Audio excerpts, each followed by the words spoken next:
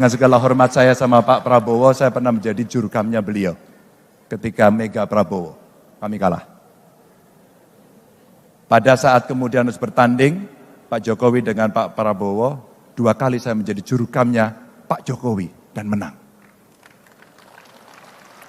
Dan kami berkomunikasi sampai dengan hari ini baik-baik saja, maka di Kebumen foto kami bertiga tersebar dan kami bercanda. Bahkan videonya Pak Prabowo ngangkat tangan saya dan kami bercanda. Dengan Mas Anies, teman saya saat kuliah. Kami berteman lama sekali.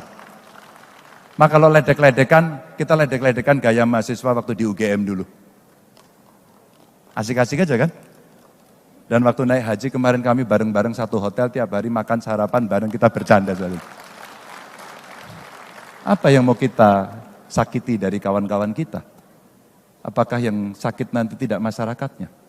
Tidak bangsa dan negaranya. Padahal tantangannya demokratisasi, transformasi digital yang belum tuntas, kecepatan infrastruktur teknologi informasi kita masih sangat lambat, dan kemudian di remote area belum bisa mengakses, sementara anak-anak muda yang tadi Kang Bima kumpulkan tadi, dia butuh itu untuk dia bisa mengembangkan seluruh potensinya.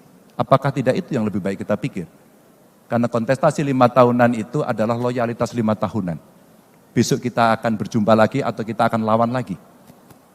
Apa yang terjadi? Pak Prabowo dan Mas Sandi ikut dalam pemerintahannya Pak Jokowi dan kita harusnya berpikir itulah damai, itulah peace, itulah kita mesti membangun yang ada. Sedangkan kita ditantang pada ekonomi hijau dan ekonomi biru yang kemudian kita harapkan kita bisa naik karena skor kita masih rendah. Mudah-mudahan cukup menjelaskan agar kita bisa bersikap dalam persatuan Indonesia. Assalamualaikum warahmatullahi wabarakatuh.